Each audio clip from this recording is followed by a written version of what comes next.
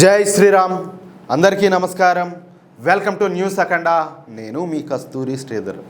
మిత్రులారా, కాశ్మీర్ లోయ చరిత్రలో 1990వ సంవత్సరం ఒక చీకటి అధ్యాయం. ఆ సమయంలో కాశ్మీరీ పండిట్లపైన జరిగినటువంటి నరమేధంలో మానవత్వం తలదించుకునే ఎన్నో దారుణాలన్నీ కూడా జరిగినాయి. వాటిలో 36 సంవత్సరాల క్రితం అంటే 1990 ఏప్రిల్లో శ్రీనగర్లో జరిగినటువంటి నర్స్ అయినటువంటి సరళా భట్ కిడ్నాప్, అత్యాచారం, హత్య కేసు అత్యంత కిరాతకమైంది. కాశ్మీర్ పండిట్ సమాజం ఎదుర్కొన్న హింసకు, నరక యాతనకు ఈ సంఘటన అనేది ఒక నిలువెత్తు సాక్ష్యంగా నిలబడింది. సరళా భట్ శ్రీనగర్లోని ప్రసిద్ధ Sher-e Kashmir institute of medical sciences ఆసుపత్రిలో స్టాఫ్ నర్స్ గా పనిచేస్తా ఉంది. రోగుల పట్ల ఎంతో దయగా, సేవాభావంతో ఉండేటటువంటి ఆమె పైన ఆసుపత్రిలోని కొంతమంది స్థానిక సహచరులు, ఉగ్రవాద సానుభూతి పరులు నిఘా అయితే పెట్టారు. 1990 ఏప్రిల్ 19వ తేదీన సరళా భట్ ఆసుపత్రిలో డ్యూటీ ముగించుకొని బయటికి వస్తున్న సమయంలో జమ్మూ కాశ్మీర్ లిబరేషన్ ఫ్రంట్ ఉగ్రవాదులు ఆమెను కిడ్నాప్ చేశారు. చూడండి, ఆమె చేసే పని ఏంది, ఆ వృత్తి ఏంది, సేవాభావంతో కూడుకున్నటువంటి పని. ఆమె ఏం కాదు, వీళ్ళకి ఏం ద్రోహం చేసి ఉంటుందామా, ఏందయ్యా అంటే ఆమె ఒక హిందువు అంతే. ఆ ఒక్క కారణం చాలు. ఆసుపత్రిలోని కొంతమంది సిబ్బంది ఇచ్చినటువంటి సమాచారంతోనే ఈ కిడ్నాప్ జరిగినట్లు ఆరోపణలు అయితే ఉన్నాయి. ఆరోపణలు ఉండడం కాదు, అదే వాస్తవం కూడా. ఇక సరళా భట్ గురించి సమాచారం అందించింది కూడా ఆసుపత్రిలో పనిచేసేటటువంటి సాటి జిహాదీ దరిద్రులే. చూడండి, అది కూడా మహిళా జిహాదీలే. మన సరళా భట్ గారి గురించి జమ్మూ కాశ్మీర్ లిబరేషన్ ఫ్రంట్ ఉగ్రవాదులకు సమాచారాన్ని అయితే అందించారు. ఇక ఆ ఉగ్రవాదులు ఆమెను ఒక రహస్య ప్రాంతానికి తీసుకొని పోయి చాలా రోజుల పాటు బంధించారు. ఊరికే బంధించడం కాదు, ఆ సమయంలో ఆమె పైన తీవ్రమైనటువంటి శారీరక హింస కూడా పాల్పడినారు. ఉగ్రవాదులంతా కూడా ఆమె పైన సామూహిక అత్యాచారాన్ని కూడా ఒడిగట్టారు. కొన్ని రోజుల పాటు విచక్షణారహితంగా ఆమె పైన సామూహిక అత్యాచారాలంతా కూడా చేశారు. రక్షణ కల్పించాల్సినటువంటి సమాజంలోనే ఒక మహిళా వైద్య సిబ్బందిరాలికి ఇటువంటి ఘోరమైనటువంటి అన్యాయం జరగడం అప్పట్లో తీవ్రమైన సంచలనం అయితే సృష్టించింది. రోజుల పాటు నరక యాతన అనుభవించినటువంటి సరళా భట్ ను 1990 ఏప్రిల్ 25వ తేదీన ఉగ్రవాదులు అత్యంత క్రూరంగా కాల్చి చంపినారు. అంటే 6 రోజుల పాటు ఆమెకు ప్రాణంతోనే నరకం అంటే ఎటుంటుందో చూపించారు. అంతటితో ఆగకుండా ఆమె మృతదేహాన్ని శ్రీనగర్ లోని లాల్ చౌక్ సమీపంలోని బార్బరా షా అనేటటువంటి ప్రాంతంలో రోడ్డు పైన పడేశారు. ఆమె శరీరంలో అనేక బుల్లెట్ గాయాలన్నీ కూడా ఉన్నాయి. కాశ్మీరీ పండిట్లను భయభ్రాంతులకు గురి చేసి వాళ్లను ఈ కాశ్మీర్ లోయను వదిలిపెట్టి పారిపోయేలా చేయడమే లక్ష్యంగా ఉగ్రవాదులు ఈ ఘాతుకానికి అయితే పాల్పడినారు. సరళా భట్ హత్య కేవలం ఒక వ్యక్తిగత నేరం కాదు, అది మన హిందూ జాతిని నిర్మూలించడానికి జరిగినటువంటి హింసాకాండలో ఒక భాగం. సొంత గడ్డపైనే పరాయి వాళ్లుగా మారి ప్రాణాలు కోల్పోయినటువంటి వేలాది మంది కాశ్మీరీ పండిట్ల వేదనకు ఈ ఉదంతం అంతా కూడా అద్దం పడుతుంది. ఇన్నేళ్ల తర్వాత కూడా ఈ ఘటనను తలుచుకుంటే మానవతావాదుల హృదయాలు ద్రవించిపోతాయి. నేను హిందువునని చెప్పేసి ఎంతమంది అయితే ఫీల్ అవుతారో వాళ్ళ ప్రాణం సచ్చి బతుకుతుంది. చూడండి, ఒకసారి మీరే ఆలోచించండి. సరళా భట్ హత్య జరిగి దశాబ్దాలు గడుస్తున్న బాధితురాలి కుటుంబానికి పూర్తి స్థాయిలో న్యాయం అయితే జరగల. ఈ కేసులో ప్రధాన నిందితులుగా ఉన్నటువంటి ఉగ్రవాదులపైన విచారణ ప్రక్రియ అనేది చాలా నెమ్మదిగా సాగింది. ఎందుకంటే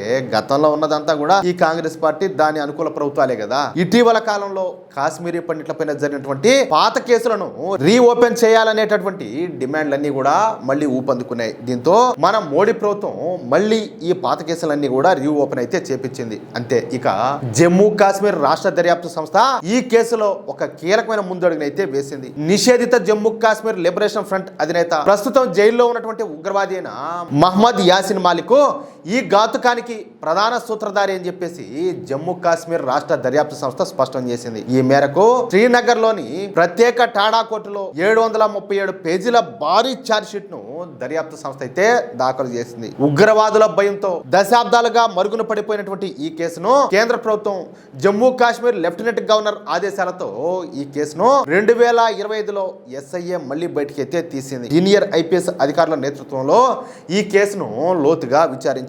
అప్పటి సహచర నర్సుల సాక్ష్యాలు, ఆసుపత్రి రికార్డులు, ఫోరెన్సిక్ రిపోర్ట్లు, అలాగే బాలిస్టిక్ రిపోర్ట్లు అన్ని సేకరించి కేసులో కీలకమైన విషయాలన్నీ కూడా బయట తీశారు. ఈ కుట్రలో యాసిన్ మాలిక్ తో పాటు ఖుర్షీద్ అహ్మద్ చాల్కు, అలాగే అబ్దుల్ హమీద్ షేక్, మహమ్మద్ యూసఫ్ సోఫీ, గులాం మహమ్మద్ టాప్లలో పాల్గొన్నట్లు గుర్తించారు. 5 నిందితుల్లో 3 జిహాదీలైన అబ్దుల్ హమీద్, మహమ్మద్ యూసఫ్, అలాగే గులాం మహమ్మద్ ఇప్పటికే చచ్చిపోయినారు. ప్రధాన నిందితుడైనటువంటి యాసిన్ మాలిక్ టెర్రర్ ఫండింగ్ కేసులో ఇప్పటికే జీవిత ఖైదు అనుభవిస్తూ జైల్లో ఉన్నాడు. తుపాకీతో కాల్చినటువంటి మరో ఉగ్రవాది ఖుర్షీద్ అహ్మద్ చాల్కు ప్రస్తుతం పాకిస్తాన్ లో తలదాచుకున్నట్లు అనుమానిస్తారు. వాడిపైన లుకౌట్ నోటీసులు అయితే జారీ అయినాయి. ఇక జైల్లో ఉన్నటువంటి అసలు మాస్టర్ మైండ్ యాసిన్ మాలిక్ పైన రణబీర్ పెన్నల్ కోడ్ కింద హత్య, అలాగే కిడ్నాప్, నేరపూరిత కుట్రతో పాటు కఠినమైనటువంటి టాడా చట్టం, ఆర్మ్స్ యాక్ట్ కింద కేసులన్నీ కూడా నమోదు చేశారు. అంటే అతి త్వరలోనే ఈ యాసిన్ మాలిక్ గాడికి ఉరిశిక్ష అయితే పడతాదన్నమాట.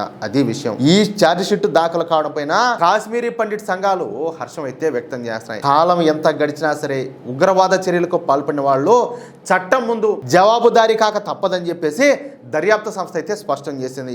ఎన్నో ఏళ్లుగా న్యాయం కోసం ఎదురు చూస్తున్నటువంటి బాధితురాలి కుటుంబానికి ఇది ఒక ఆశాకిరణంగా నిలబడింది. ఎంత దారుణం. ఇక్కడ మన దేశంలో ఏంటంటే మనం గత 2-3 రోజులుగా చూస్తున్నాం. చంద్రబాబు నాయుడు గారి మీద కావచ్చు, లేకపోతే పవన్ కళ్యాణ్ గారి మీద కావచ్చు, కొంతమంది మన హిందూ సంఘాల నాయకుల గురించి కావచ్చు, కొంతమంది స్వామీజీల గురించి కావచ్చు, నోటుకొచ్చాడు మాట్లాడతారు. ఎవరు? ఈ మతం మారిన వాళ్ళు కొంతమంది.